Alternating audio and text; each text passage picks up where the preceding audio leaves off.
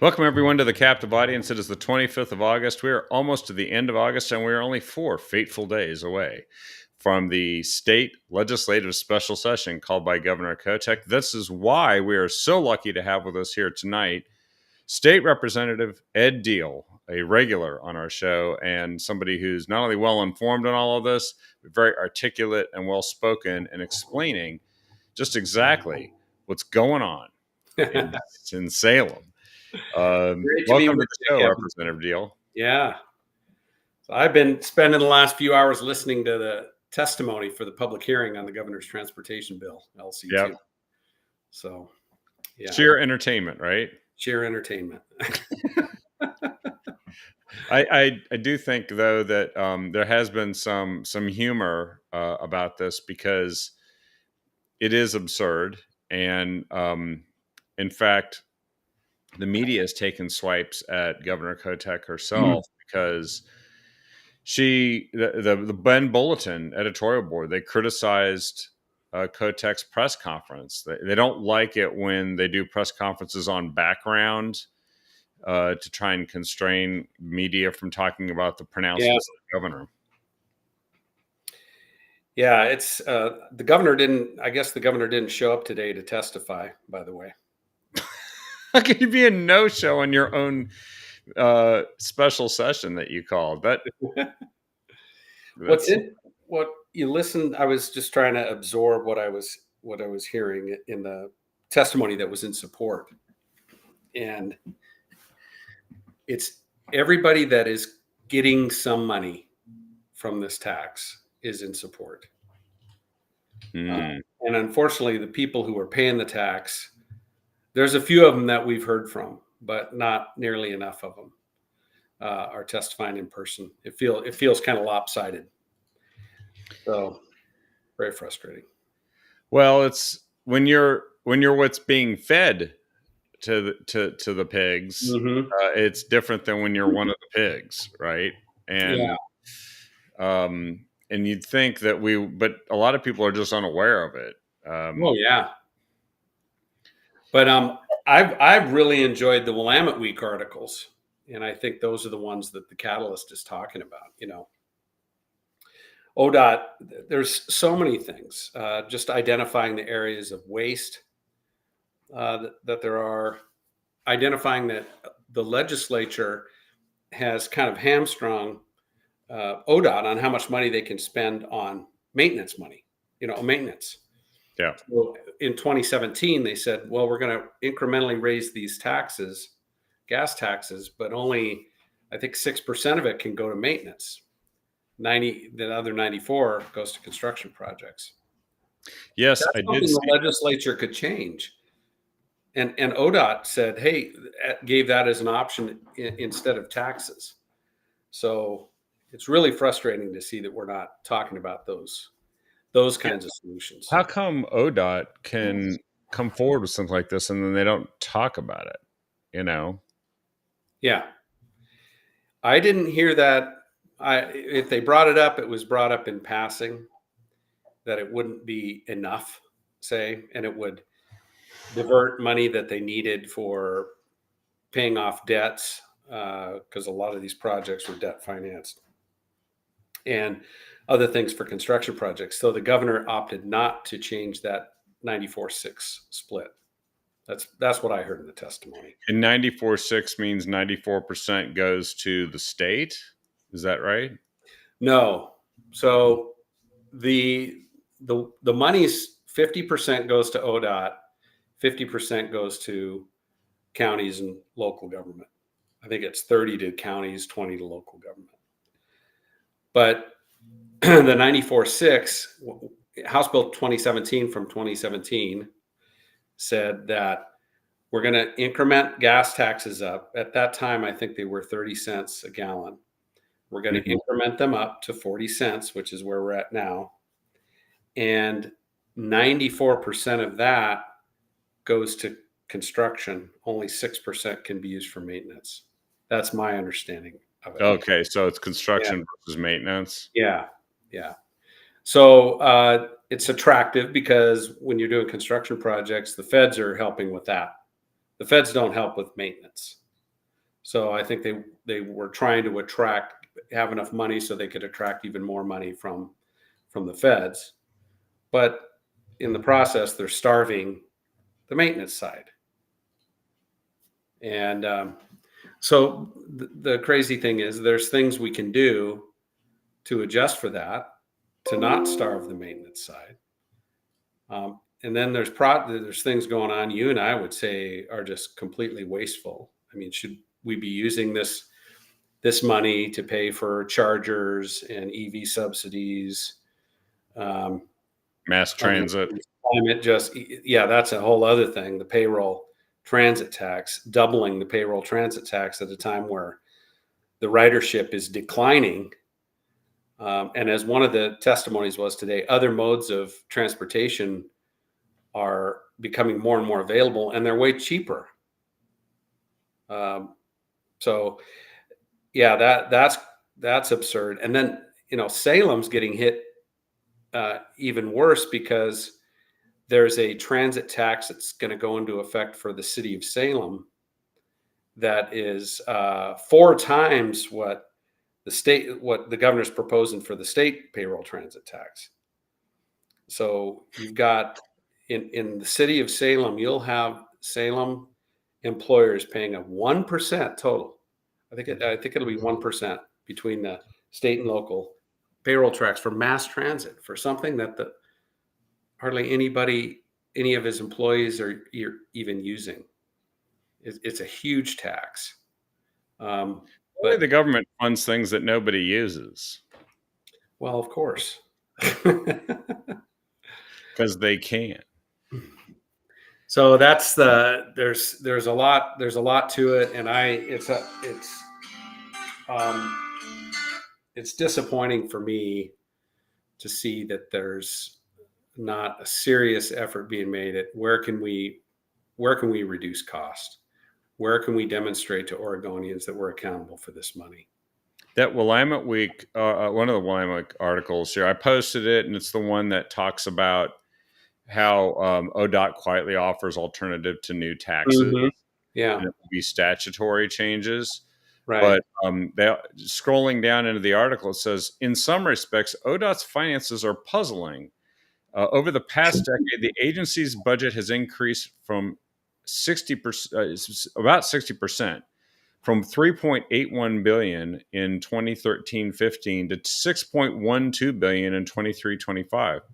And much of the increase came from a 2017 funding bill that increased the gas tax, raised fees, and instituted a statewide payroll tax for transit.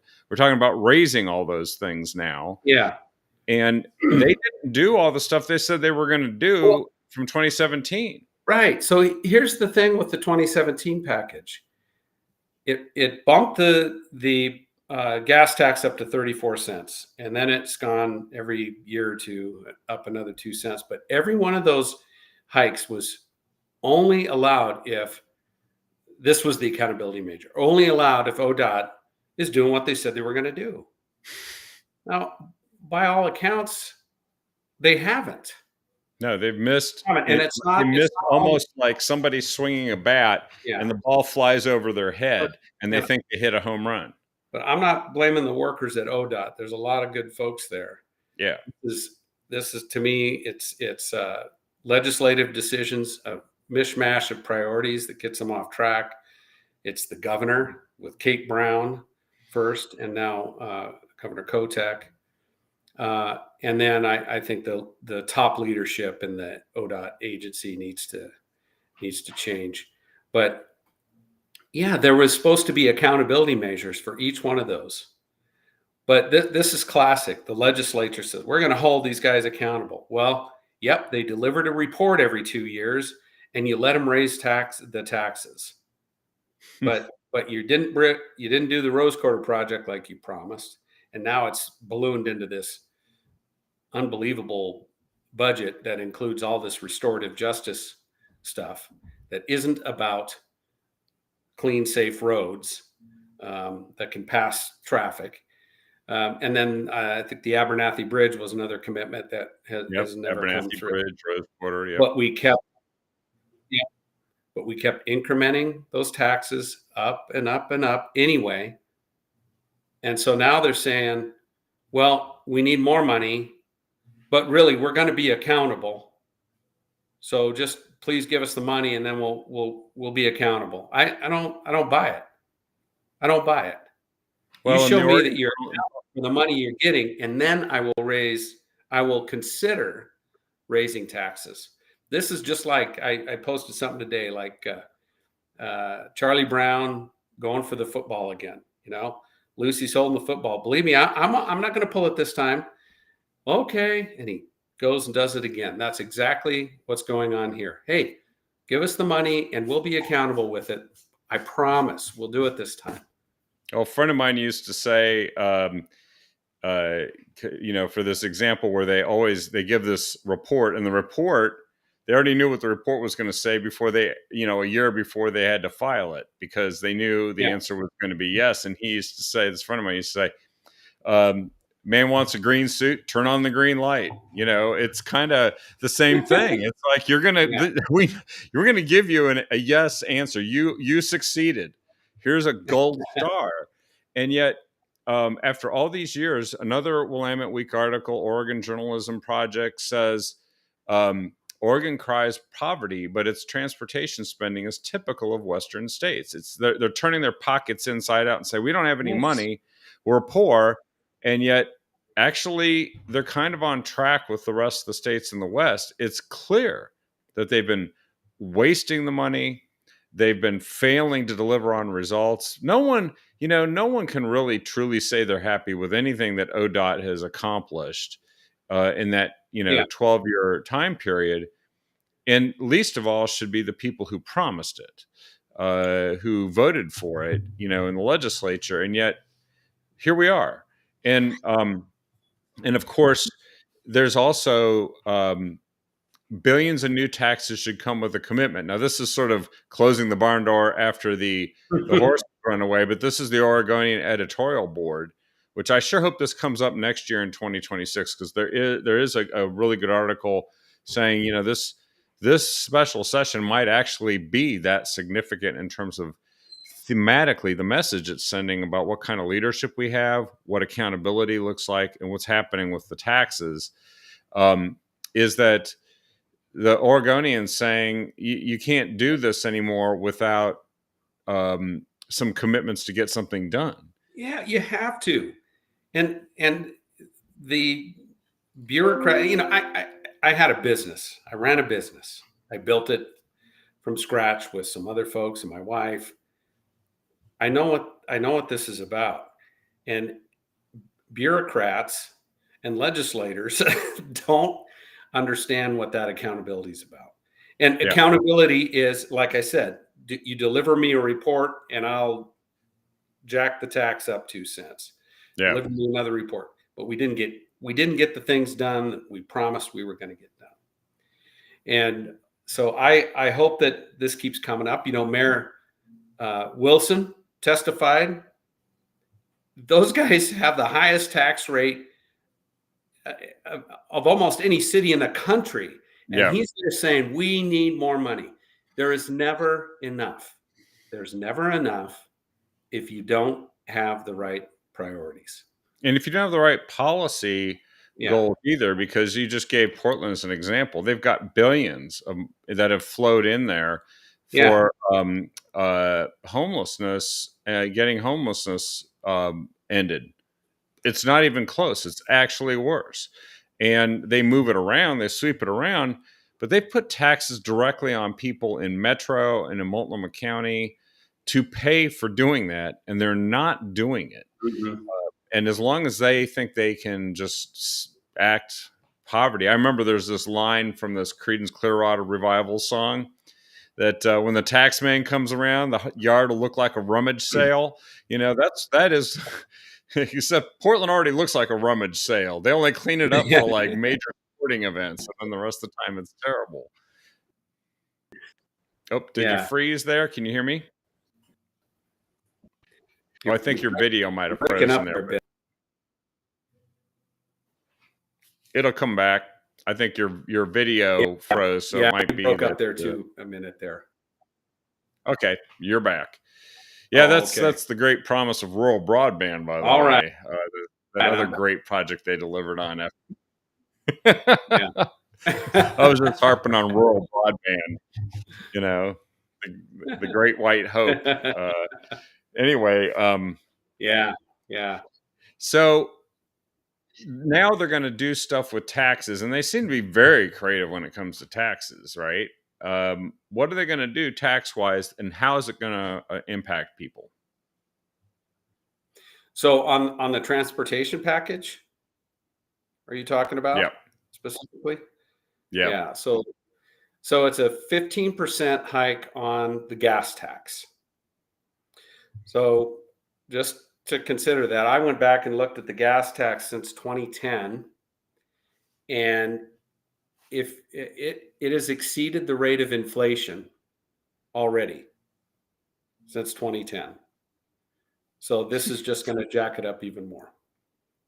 So that's the It is 15%. inflation. Yeah.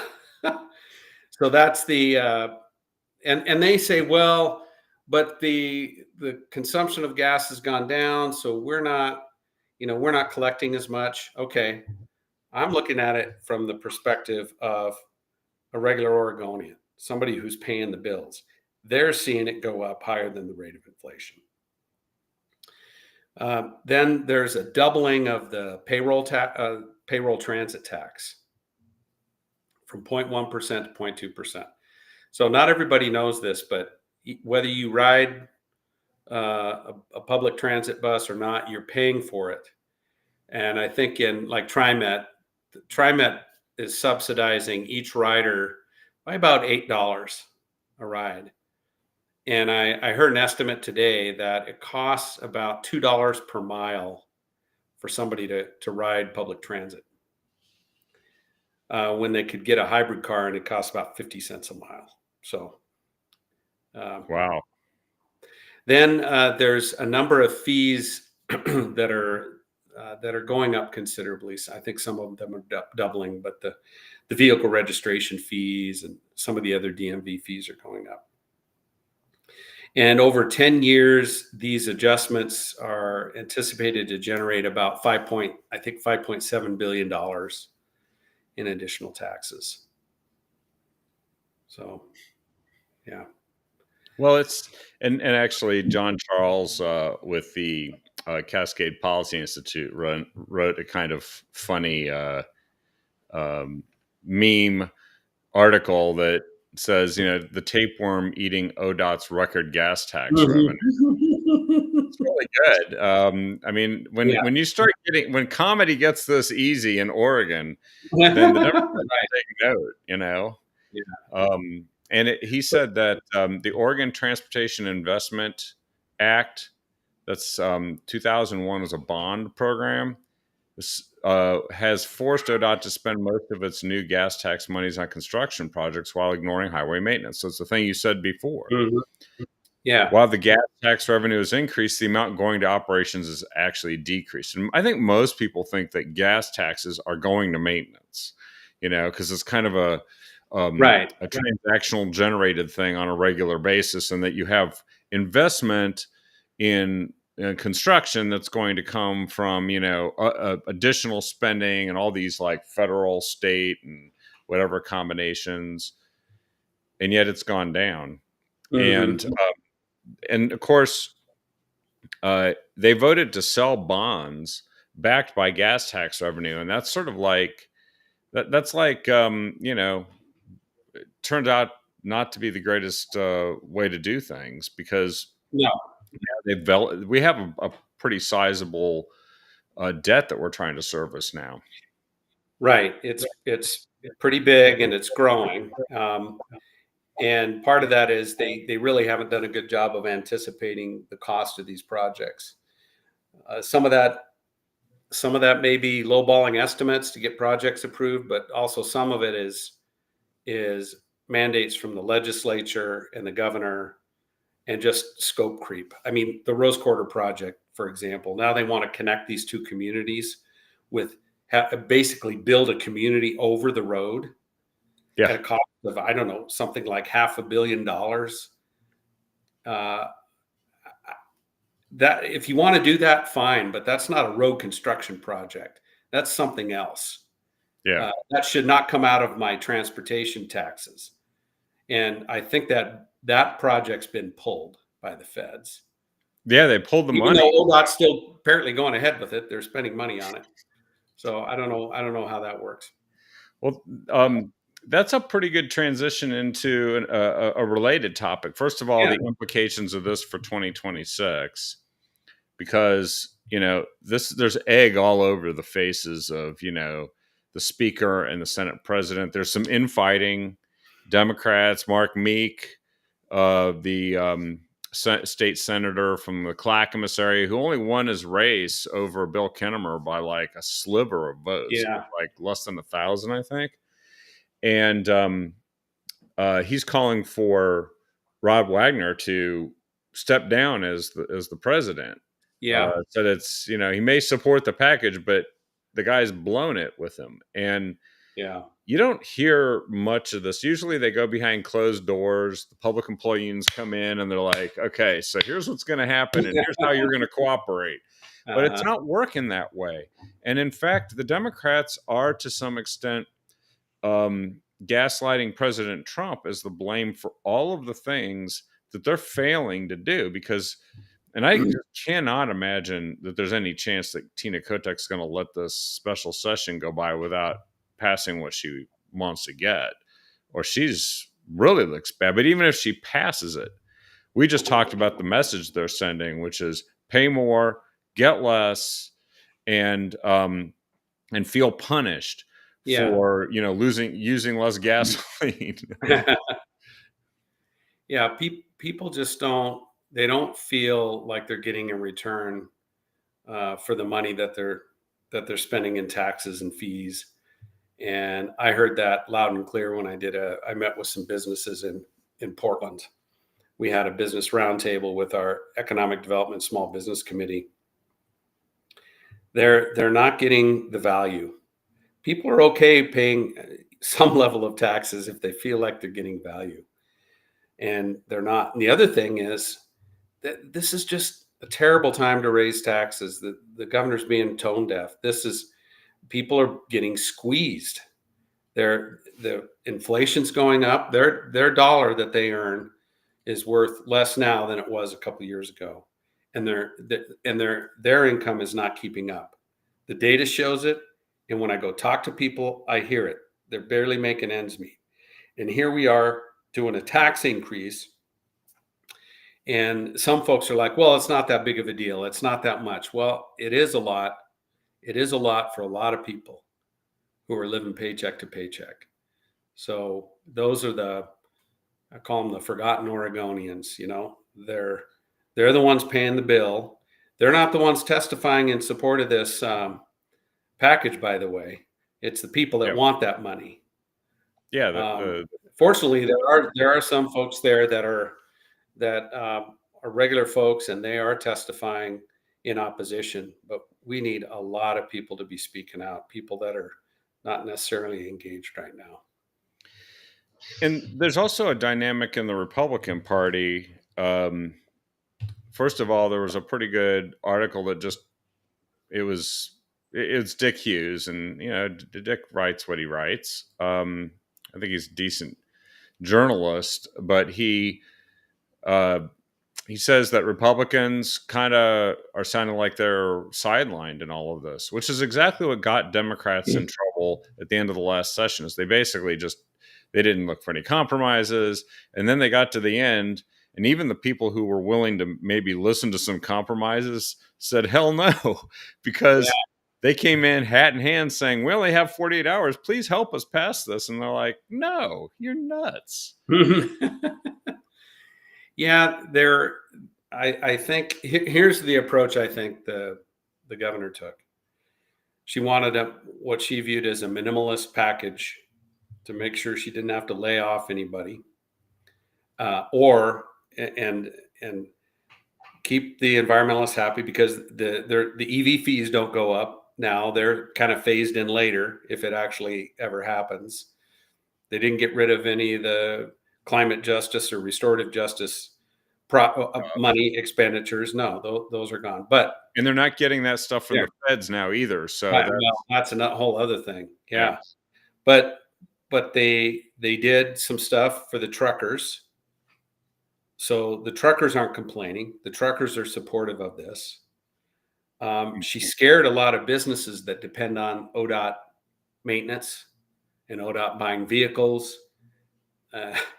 Uh, she scared a lot of those folks, so they're either in support or being quiet about this tax increase.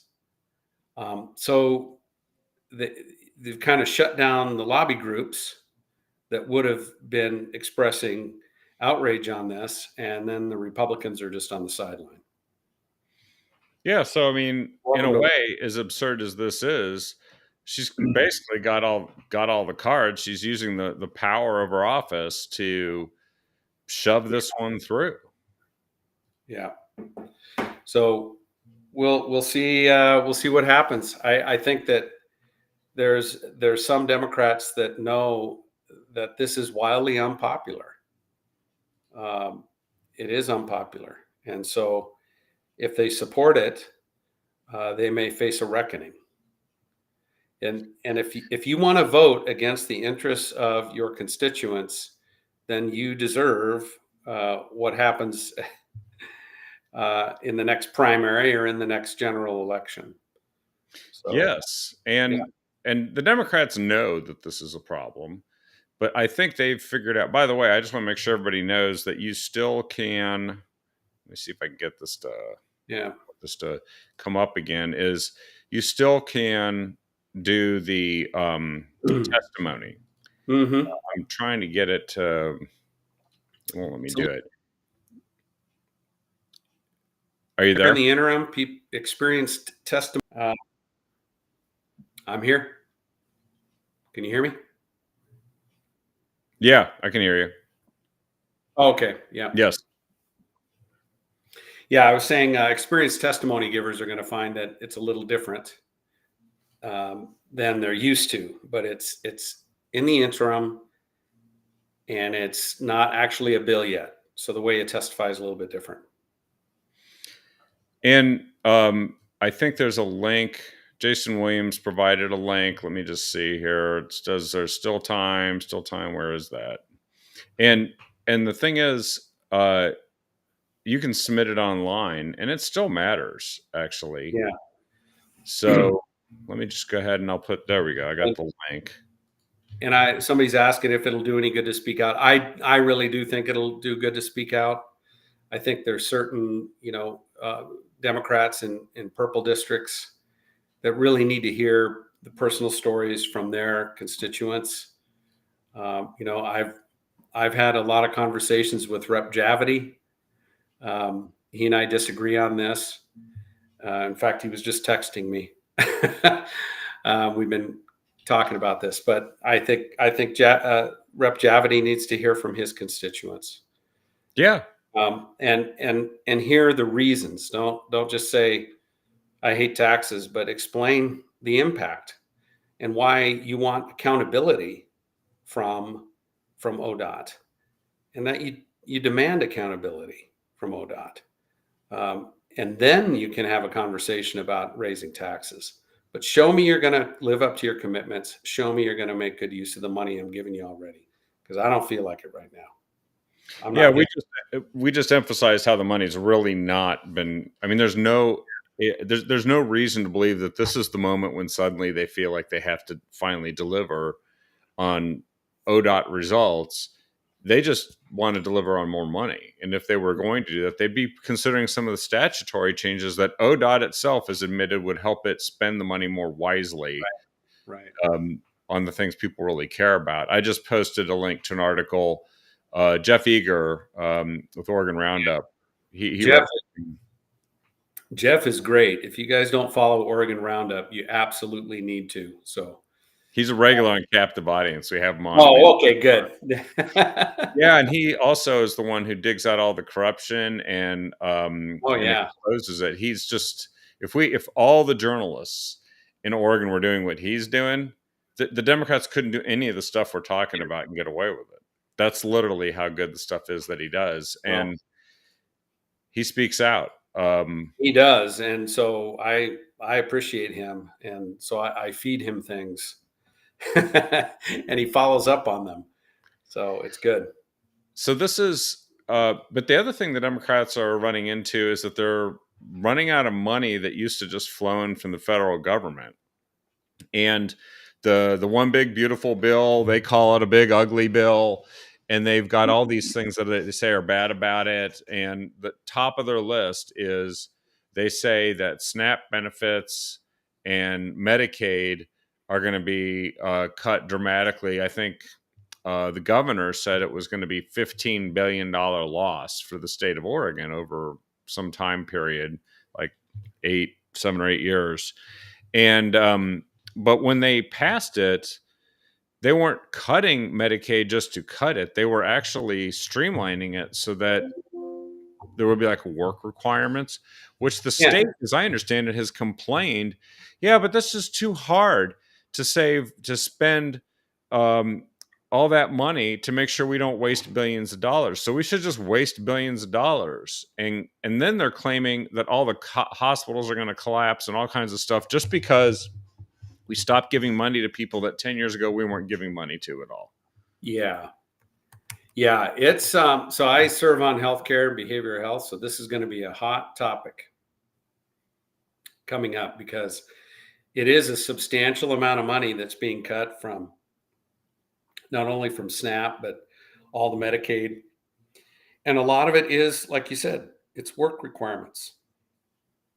And I think most Oregonians would agree if you're going to receive social benefits uh, and you're able to work, you should work. It's not we're not asking a whole lot here. Well, the If work requirement is so if basic. you're a young man who is able to work, then you should be working or looking for work. Maybe depending on what you're studying, maybe you can be going to school before I'd even consider giving you public assistance. I don't think that's asking a whole lot. I Well, the think that's Democrats always leave that out, right? They always leave that out when they say yeah, there's just going to be huge cuts. Down in the fourth district, Congresswoman Val Hoyle did an event where they had these signs up there saying "SNAP cuts kill." So they're literally claiming that we're going to kill people. And I'm like, how many people who are able to work that would now have to work are going to be killed because of what's happening? You know, yeah. I Somebody asked, work requirements are not new. They're not new. They were eliminated during COVID, um, and so in large part, I think Trump is just trying to bring some of that stuff back. So yes, some people will lose their Medicaid benefits. If you're young and able-bodied and you choose not to work, you will not be getting your Medicaid benefits. I'm sorry. That's yeah. just I don't I'm fine with that. But the Oregon's challenge is we have leveraged Medicaid to the hilt. Yep. So we have a waiver. We're not the only state that has that, but it allows us to do some custom things, some special projects, and leverage Medicaid dollars. Sometimes $99 of federal money for just $1 for Oregon. So it's very attractive. So we have a pilot project now where we buy air conditioners, we buy food, we give rent subsidies for Medicaid. That's Medicaid dollars. Yeah. Yeah. Yeah. You've seen Jeff Eager's article, right? The $2.3 million in Medicaid that went to the Tren de Agua guy who got Yes. caught in the attempted murder kidnapping thing. I researched that some months ago and found out about it, and I sent that to Jeff. And Jeff is like a bulldog. Yeah. He's diving into it. Yeah. And so on that one, so that was a an organization somehow connected to this Trinidad Aragua guy who's doing horrific things. Yeah. That company received over $2 million of Medicaid money for providing behavioral health services. So I called, first off, Jeff checked, hey, what's this about? And didn't get a real good answer. And then I called the CCO, and they said, well, we don't qualify behavioral health folks. We just go off of whatever OHA decides to do. Well, these people were signed up with the Oregon Health Authority. So there was no other level of qualifier being done. They were signed up with the health authority as a behavioral health provider. And that's all it took for them to bill the CCO, to bill for Medicaid and be reimbursed. Now, did they really provide care? I have no clue. Are they the only ones that were abusing the system? No. Well, What I did learn is a lot of the guardrails after COVID, a lot of the guardrails around behavioral health were taken off. And I think some bad actors have taken advantage of that and probably bilked us of millions of dollars. We'll find out.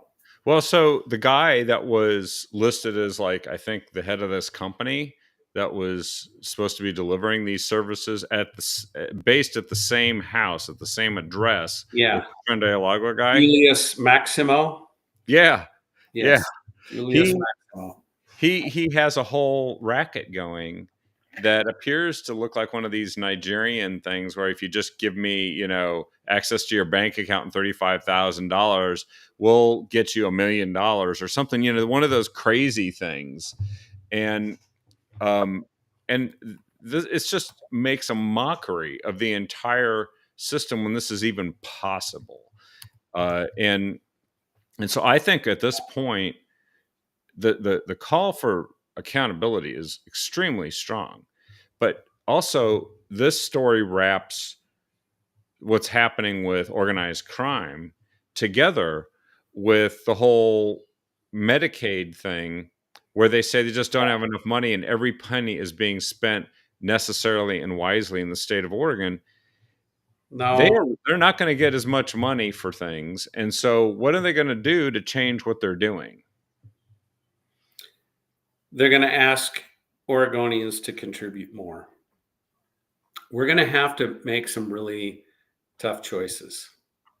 So continuing on with the Medicaid thing, the state of Oregon spends $1 billion every budget cycle providing free health insurance to non-U.S. citizens. I don't know if everybody's aware of it. You and I have talked about it before.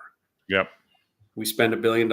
We're spending federal money on air conditioners, Medicaid money, air conditioners, housing, food subsidies. We're offering Medicaid to a group of relatively young, relatively healthy people, a percentage of which was on private insurance. But this was a kind of I think it's a bridge plan. It was part of the Affordable Care Act. It allows Oregon to give health insurance to this group, and it doesn't cost the state a dime. In fact, the state generates money off the interest from the feds. I'm not kidding you. So we're offering this. It's federal money coming into the state to offer free health insurance for this group, a portion of which was paying for commercial insurance. So we're leveraging all these Medicaid dollars, and the U.S. is going in debt to do this. We're paying for social services today, piling debt on my grandkids to pay for somebody's social services today, and that is wrong. That is just wrong. It should not be happening. You can debt finance a war, but you can't continuously debt finance social services. No, you can debt finance building a bridge. Yeah. That's relative. Yeah. That's like infrastructure. And I understand why you have to finance something like that, but you shouldn't be doing it for transfers and welfare benefits. No, you can't. That's just digging a hole. It's unsustainable, and it's unfair. It's not compassionate.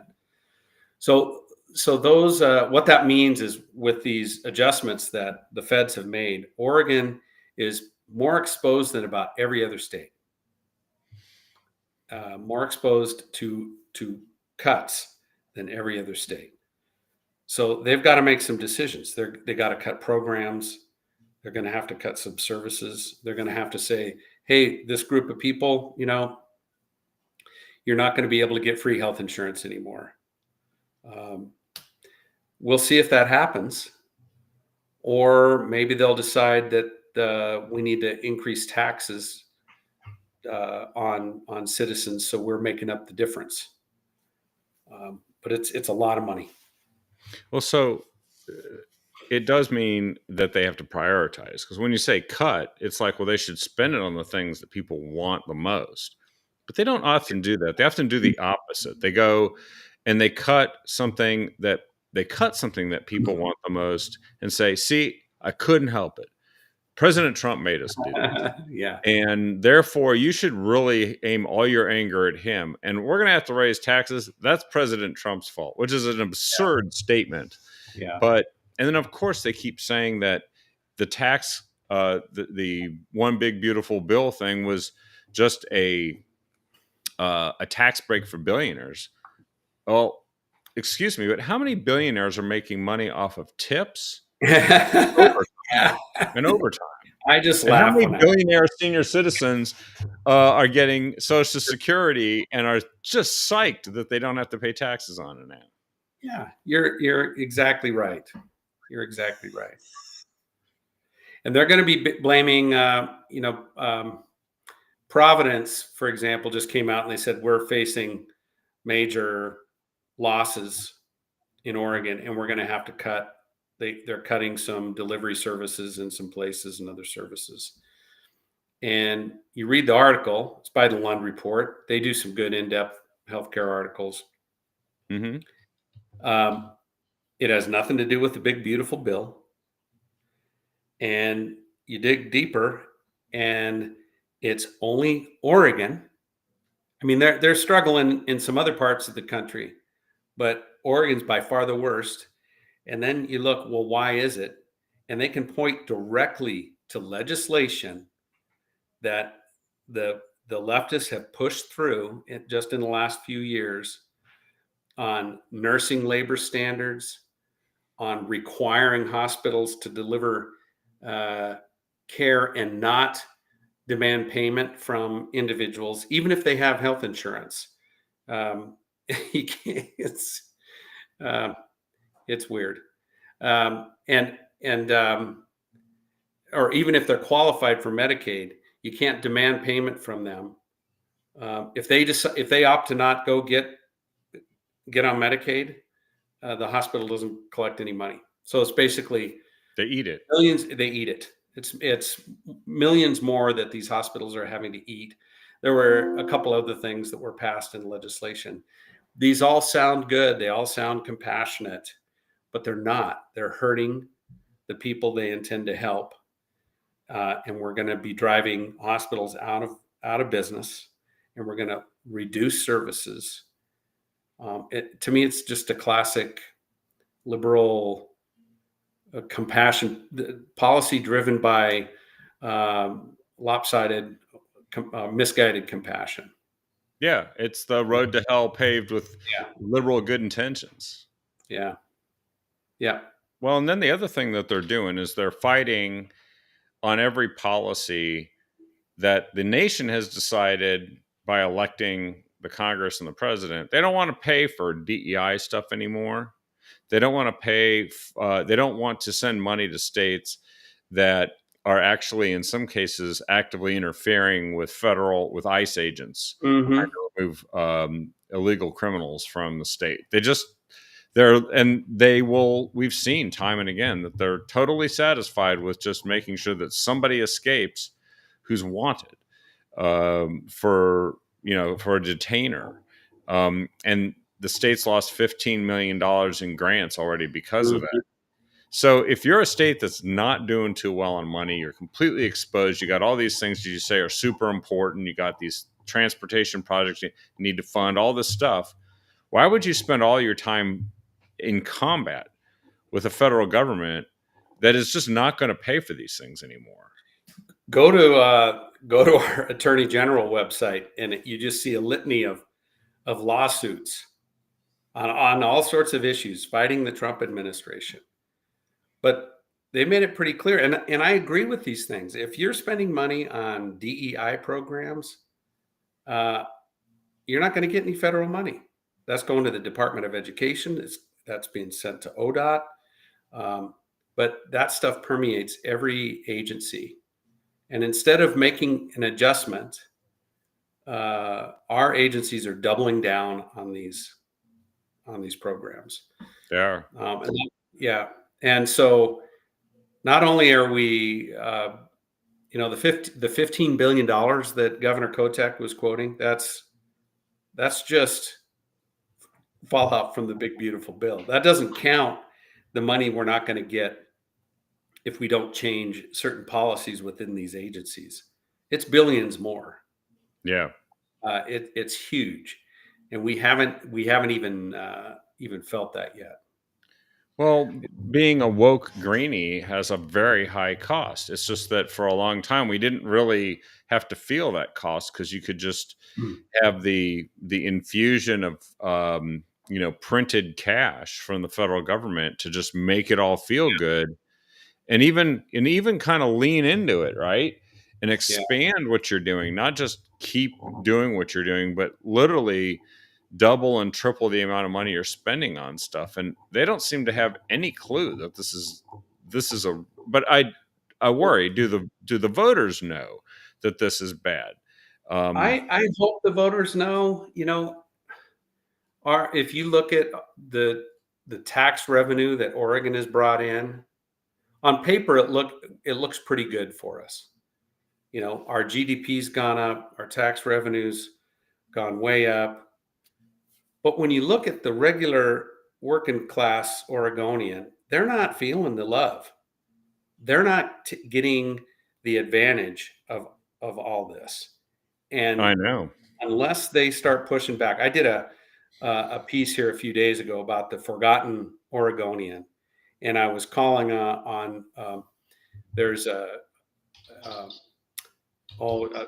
editorial written years ago, 140 years ago, called The Forgotten Man. And I read it again, and I go, damn, this could have been written today. Because we're doing all these things, but yet the people who are paying the bills, as Sumner said, they work, he works, he votes, he generally prays, but he always pays. And that's the forgotten Oregonian.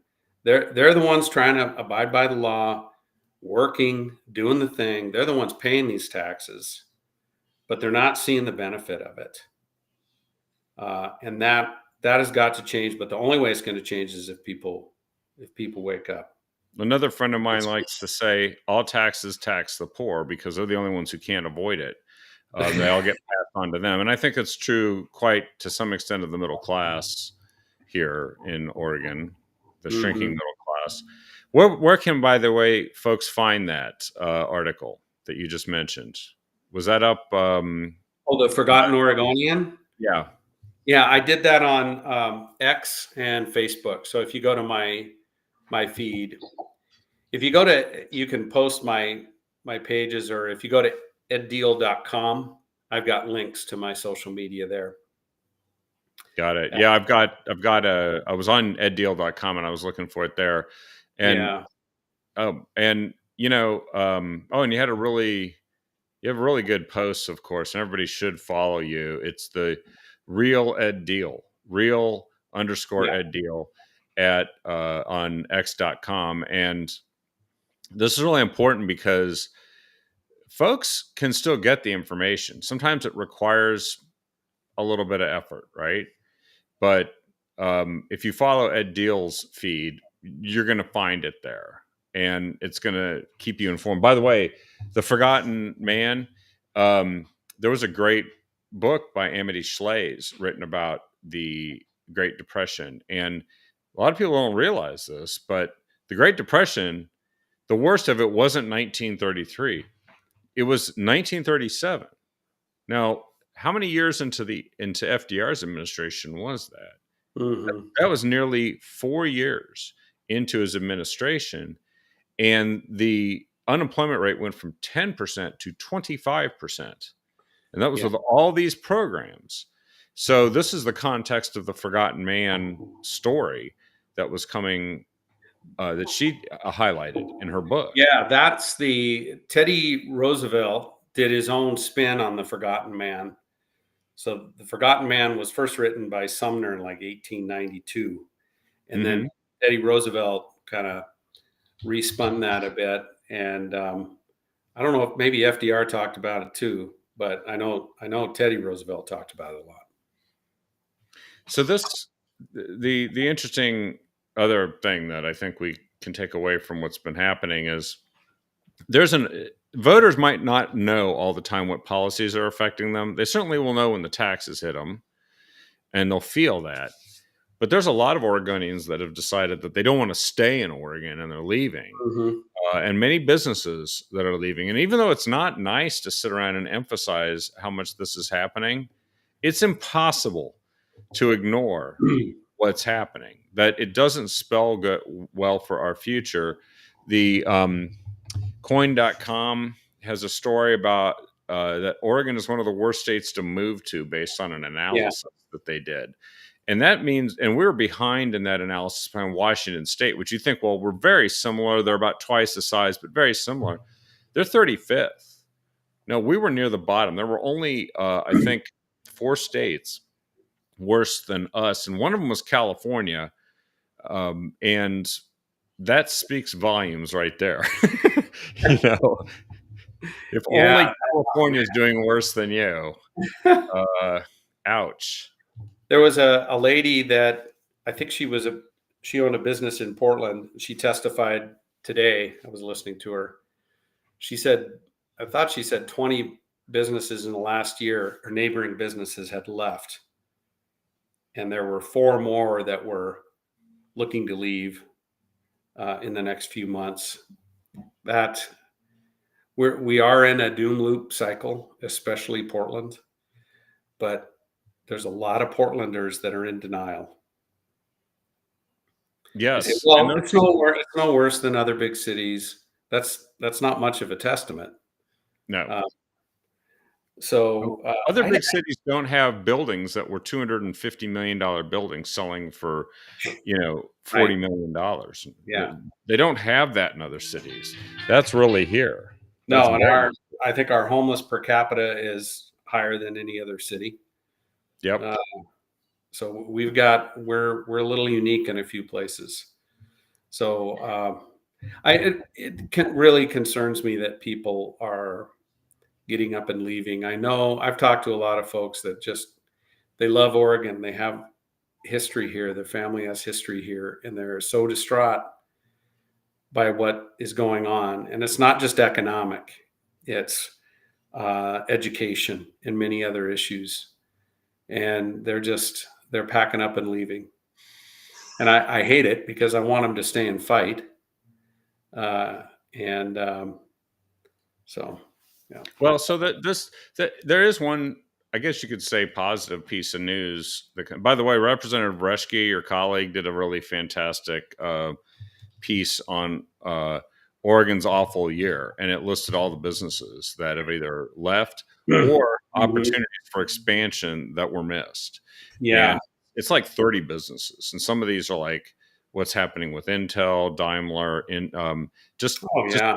unbelievable stuff. And right now, it seems like our federal delegation is only concerned about federal workers being laid off from a bureaucracy that's almost never gotten smaller. And yet we've got companies that are struggling now. I think it's healthy for government agencies to lay people off at some point, but it does not happen. Somebody else asked that earlier in the feed. Do agencies ever lay anybody off? No, but I think it's a healthy thing once in a while. So here's one thing and it's a good thing to end on, because you've given some of the best remonstrances when you've talked about all the stuff going on with, like, biological males in women's sports and a lot of the issues surrounding that, and a lot of the woke stuff that's been going on in our system. And it turns out that the Democrat, there's a think tank that's urging Democrats to start changing their language, because apparently calling people birthing persons, talking about the unhoused, referring to things as safe spaces, um, calling criminals justice involved people, uh, all this stuff is insulting to voters, and it's driving them away. It makes them think that there are a bunch of elites that don't really feel what's happening around them. And you see this every day, right? You get BIPOC this and BIPOC that and intersectionality thrown in your face right in the legislature by the same people passing a lot of this garbage. It might be that they've gone too far, that regular people don't talk this way. President Trump doesn't talk this way. He doesn't say, I'm very concerned about justice involved people. He's like, I want the criminals in jail. That super simple, right? Super simple. I hope that that's true. I don't know if Oregon has reached that point yet. I think we have a lot of people in denial. But there's definitely a pushback. For example,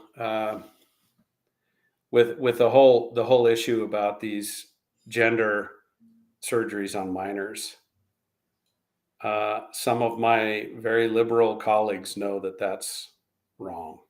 Yeah, wrong. Are they? No, it couldn't be going on. No, are they willing to sign on to my legislation that would prohibit that? I don't know, but I think they're coming to the realization that that this has gone just way too far. And I think that many of the things we talked about tonight, seen in their proper light, have gone way too far. Yeah. That's the thing. It's just they've gone too far, and now people have had it. Now, there's evidence of that, but as you said, many people live in these ivory castles. I think the suburbs are worse than the downtown, because the downtown, at least you can go walk outside and you see a bunch of, trash, vandalism, and say, I'm sick and tired of that. You'll see the boarded up businesses. But if you go out to the suburbs where there's a lot of liberals, they vote for this stuff. And they're like, I'm sure it's good for those people down there. Let them eat cake, because those people, they don't want cops in their neighborhoods because it upsets them. Oh, you got cops in your neighborhood, rich person? Yeah, but we're fine. We're fine with them. Plus, there's not that much crime out here. Right. Yeah.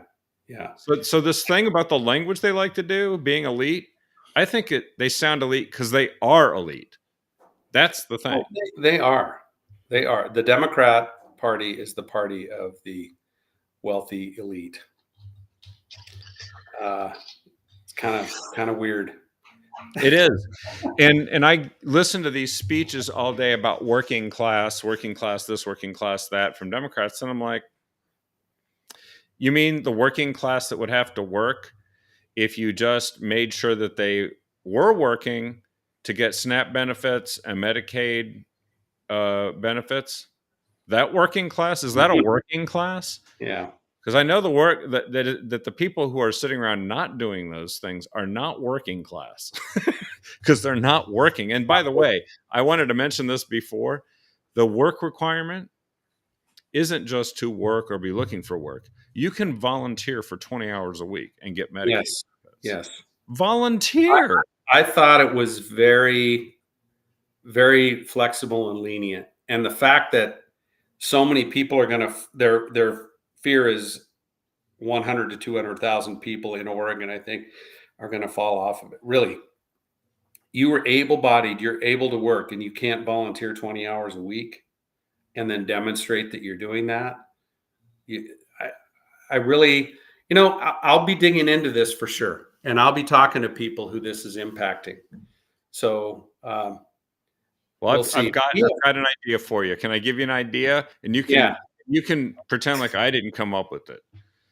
People can volunteer 20 hours a week and they want Medicaid benefits. How about if we take as many capable people and say, if you volunteer 20 hours a week to help us administer the Medicaid benefits and make sure True. people are actually working or volunteering, then you get free Medicaid and free Yeah, stuff I and love all it. that. That's a great idea. So then it won't cost the state anymore. Yeah, I'll make a bill for that. How's that sound?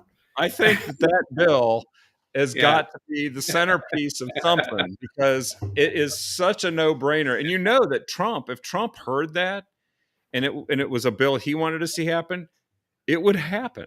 Yeah. Like, it would be literally like, and then there would be people's heads exploding, like, you can't do that. Do that. That's taking jobs away from government workers, you know? Oh, really? But you said you couldn't find people to do this at a reasonable cost. It was going to cost too much and be too hard to administer this program. That's literally what the state said. I love it. We should do it. We have just, I don't know. I don't know if everybody knows, 1 in 3 Oregonians are on some kind of Assistant. Medicaid assistance. Yeah. That's not Medicare. That's Medicaid. Yes. That's right. Which they obfuscate into, well, they're going to cut Medicare. I mean, Medicaid, Medicaid. You know, they do that all the time and play with people, and it's heartless.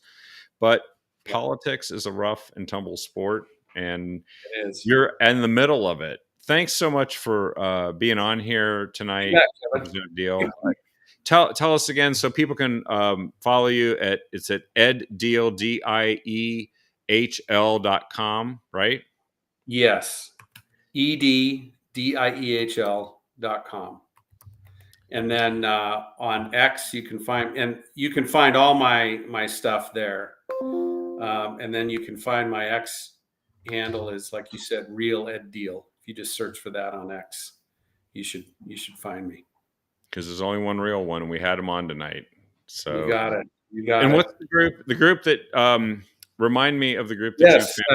Yeah, please post a link for that too. OregonFreedom.com. So I'd love to have a lengthy conversation with you on that too, Kevin. But we have, we fought successfully to kill House Bill 2025, the original 2 versions of the transportation bill, and we're one of the only groups that are pushing back on this latest version of the transportation tax. Because like I said, a lot of the folks, the governor basically gave them some snippet of what they wanted, and so they've shut up. The truckers, for example. So we're still fighting. So people can join OregonFreedom.com. They can donate. But our mission is to take our state back. And I'm posting the link to where you can go and submit testimony. Do it. I think they can still do it today, right? Even though the hearing's over, they can still do it today. So there's an opportunity. I think you can still submit testimony because I think you can for a while. I'm not sure. The interim session's a little bit different. Yeah. So, but I think you can. Well, thanks again for joining us. Look forward to having you again. Love to have you to come back on and talk about OregonFreedom.com and get everybody on board with that. And thanks for not moving, Pam. Stay here and fight. Keep fight. They'll just follow you wherever else you go. I can prove it. So, anyway. All right. Well, that's true. You can't run from it. You cannot run from it. That's right. They will follow you. They're like it's like running from a wild, like, a mountain lion or something like that. To be like, well, that's exactly how you get eaten, so don't get eaten. All right. Take care. Appreciate it. Bye. And good night, everybody. Please share this show with everyone.